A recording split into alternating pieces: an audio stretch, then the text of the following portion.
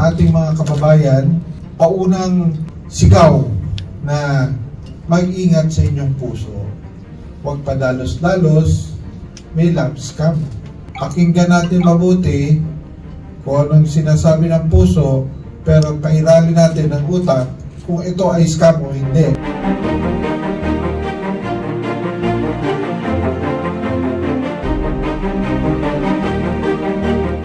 Scam is always very prevalent and continue to increase. A lot of Filipinos are still being victimized, particularly now in Valentine's.